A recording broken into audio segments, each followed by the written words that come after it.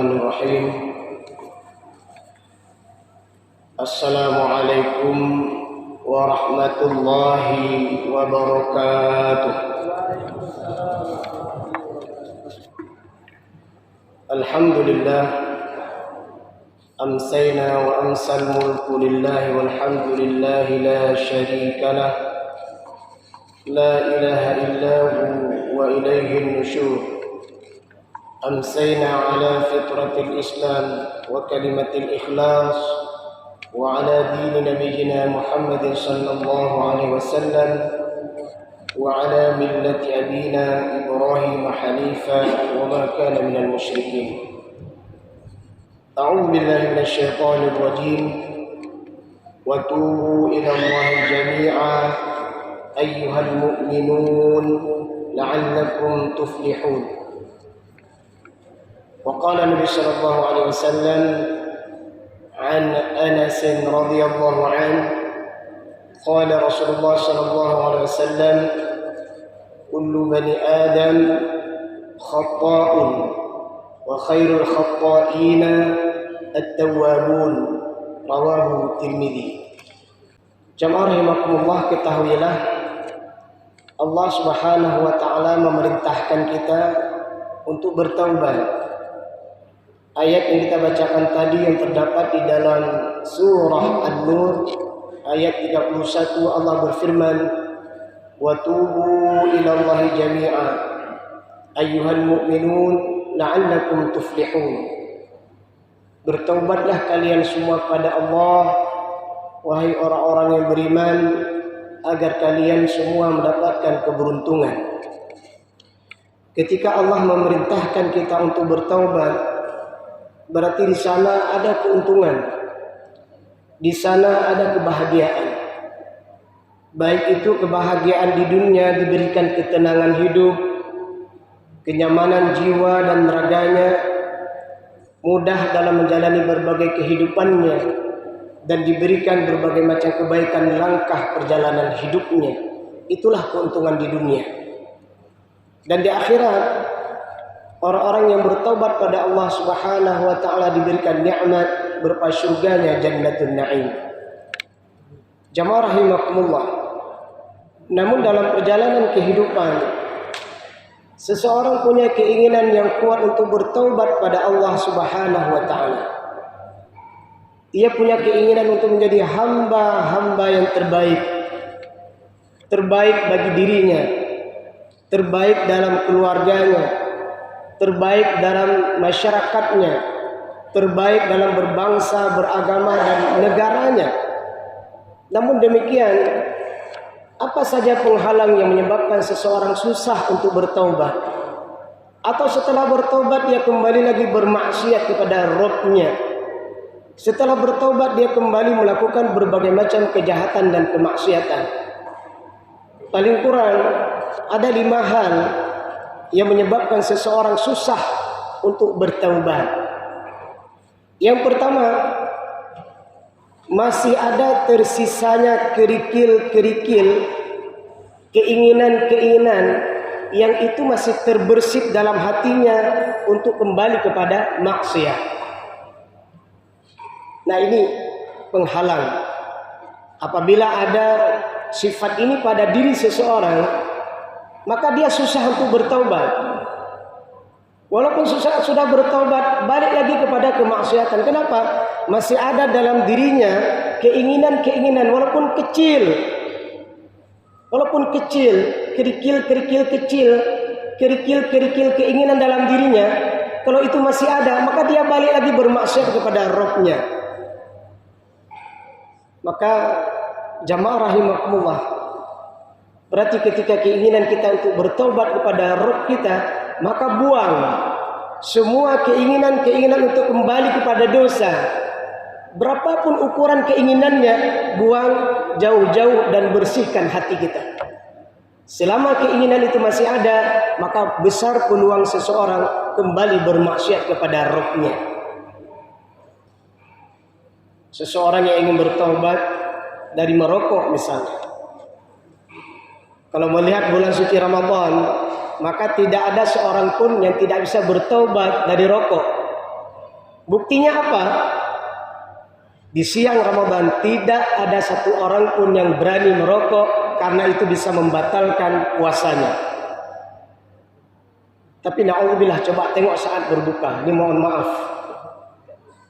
Coba tengok saat berbuka. Orang-orang yang masih keinginannya untuk tetap merokok, kanannya memegang makanan dan minuman, tangan kirinya memegang rokok.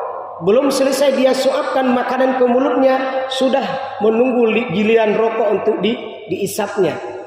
Orang-orang seperti itu susah untuk bertobat dari rokok. Kenapa? Karena keinginannya terus menggebu-gebu dalam dirinya. Dan bahkan ketika waktu berbuka, bukan dia membayangkan makanan enak dan minuman lezat yang akan dia santap. Bukan itu. Malah dia berpikir, berapa batang rokok yang akan kuisap saat berbuka nantinya. Itu contoh sederhana. Maka bertobatlah kepada Allah. Momennya di bulan suci Ramadan. Semua orang mengatakan rokok itu nggak ada kebaikannya, kecuali orang-orang yang bodoh. Iklannya pun iklan bodoh. Coba lihat, antara iklan dengan orang yang nampak, dengan larangan di bawahnya, satu pun tidak ada yang sesuai. Bahkan kalau Agim pernah berkata, bosnya rokok, itu bilang sama keluarganya, aku memang bosnya rokok, aku punya pabrik rokok, tapi keluarga aku kuharamkan untuk menyentuh rokok. Itu keluarga besar pembuat produk rokok. Nah, ini contoh.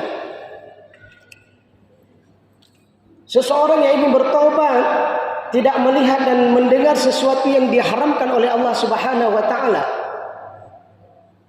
Tetapi kalau dalam keinginan hidupnya, dalam kepribadiannya senantiasa muncul dan ingin melihat sesuatu yang diharamkan, mendengar sesuatu yang diharamkan, maka orang seperti ini susah untuk bertobat. Berarti ini yang harus kita buang dulu jauh-jauh. Kerikil ini coba kita periksa dalam diri saya dan kita semua dan siapa saja yang ingin bertobat, buang semua kerikil-kerikil kecil yang itu keinginan untuk kembali kepada maksiat. Siapa yang membuangnya? Bukan orang lain, diri kita. Itu yang pertama.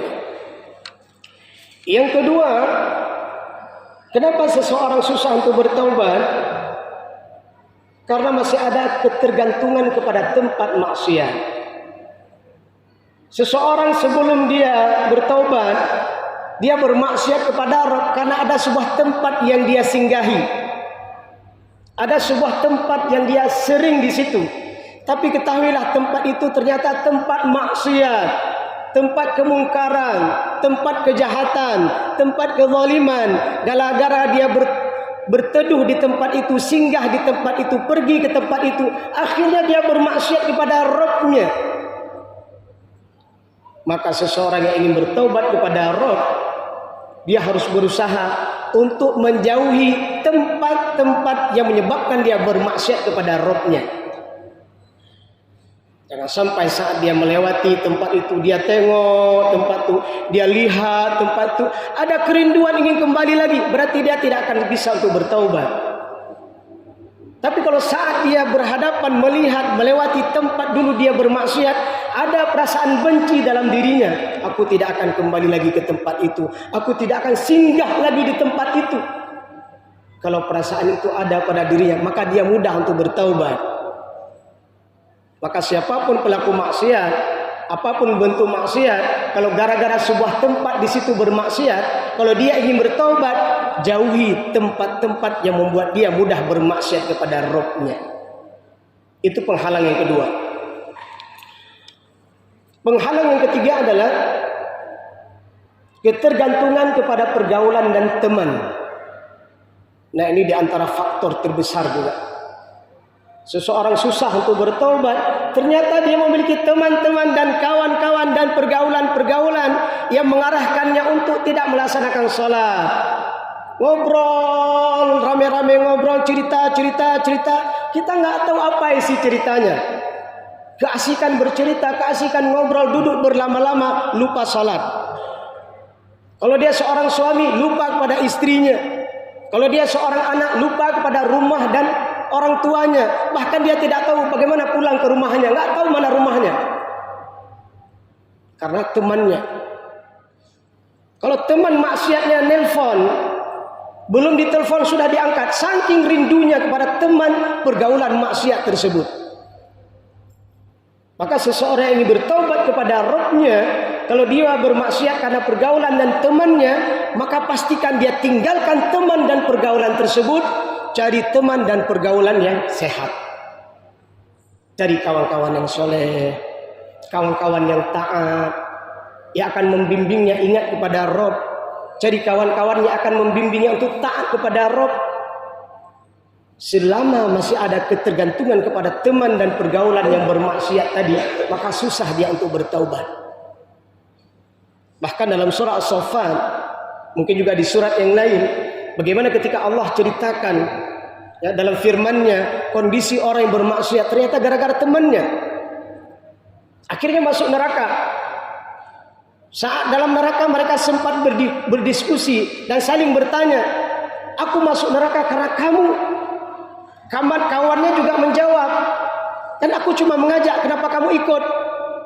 Terus terjadi perdebatan. Tapi dalam neraka, di ujung perdebatan mereka mengatakan, udahlah nggak usah berdebat, kita udah sama-sama masuk neraka. Syaitan juga begitu.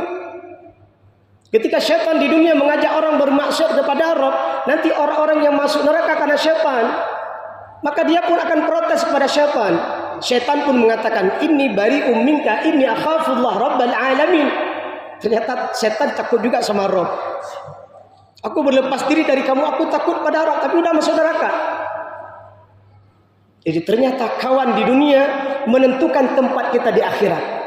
Berbahagialah bagi mereka yang punya teman-teman pergaulan yang soleh, insya Allah surga menantinya. Merugilah orang yang selama hidup di dunia punya teman dan pergaulan yang jahat, neraka menantinya. Tinggal pilih.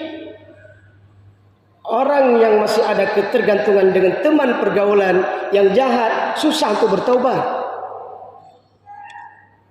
Selanjutnya, kenapa susah untuk bertaubat? Karena dia lupa dan lengah pengontrolan Allah Subhanahu wa Ta'ala. Padahal Allah selalu melihat kita, Allah selalu memantau kita, Allah tahu apa yang kita lakukan, apa yang sebelum kita lakukan, apa yang akan kita lakukan. Allah memantau kita, muraqabatullah. Orang-orang yang lengah terhadap pantauan Allah, merasa tidak dipantau oleh Rabb-Nya, maka orang seperti itu mudah bermaksiat. Tetapi orang-orang yang merasa dipantau oleh Rabb-Nya, susah untuk bermaksiat dan mudah untuk bertaubat. Dan yang terakhir adalah, kenapa seseorang mudah untuk bermaksiat, susah untuk bertaubat? Karena dia lupa kepada su'ul khotimah. Kita lihat dalam perjalanan kehidupan kita. Bahkan yang baru-baru ini lagi viral, seorang ibu-ibu yang selesai khatam Al-Quran 30 juz dia baca. Dia tersungkur dan meninggal di situ. Husnul khotimah. Seorang imam yang imami salatnya, tidak sedikit juga yang ternyata di situ ajalnya husnul khotimah. Orang yang lagi berinfak dan bersedekah, saat dia berinfak bersedekah, ternyata di situ ajalnya husnul khotimah. Seorang anak yang berbakti kepada kedua orang tuanya, menjaga orang tuanya, memelihara orang tuanya, merawat orang tuanya siang dan malam, karena dia sadar saat dia kecil orang tuanya lah yang telah merawatnya, mendidiknya. Dia sadar, dia rawat orang tuanya. Saat dia merawat orang tuanya, dia meninggal, husnul khotimah. Namun tidak sedikit kita melihat ada di antara mereka yang meninggal di tempat-tempat maksiat, lagi berbuat kejahatan, lagi berbuat kezaliman. Di situ dia dicabut nyawanya, maka itu adalah su'ul khotimah. Ramadan datang kepada kita. Semoga menyadarkan saya dan diri kita dan kita semua menjadikan bulan Ramadan sebagai bulan taubat, meskipun hanya tinggal beberapa hari ke depan. Ketahuilah di setiap malamnya bulan suci Ramadan, Allah Subhanahu wa Ta'ala mengampuni seorang hamba yang bertaubat. Seorang hamba yang meneteskan air mata, memohon ampunan kepada Rabb-Nya, Allah Subhanahu wa Ta'ala sediakan surga di setiap malam bulan suci Ramadan, meskipun dia sebelumnya ahli neraka. Tapi masuk Ramadan dia sadar akan dosa-dosanya, dia bertobat kepada Rabb-Nya, menjaga salat 5 waktu berjamaah, dia tingkatkan ibadah-ibadah sunatnya. Ketahuilah dalam hadis sahih disebutkan, di setiap malamnya bulan suci Ramadan, Allah terima taubat seorang hamba yang sebelumnya dia ahli neraka, insya Allah dengan ridha Rabb, dengan kasih sayang Rabb, dia akan menjadi ahli syurga. Semoga Allah beri kekuatan pada kita menjadi pribadi yang bisa bertaubat, dan Allah jauhkan dari kita semua penghalang-penghalang taubat. Semoga bermanfaat. Alhamdulillahirabbil alamin. Subhanakallahumma wa bihamdik asyhadu an la ilaha illa anta astaghfiruka wa atubu ilaika. Assalamualaikum warahmatullahi wabarakatuh.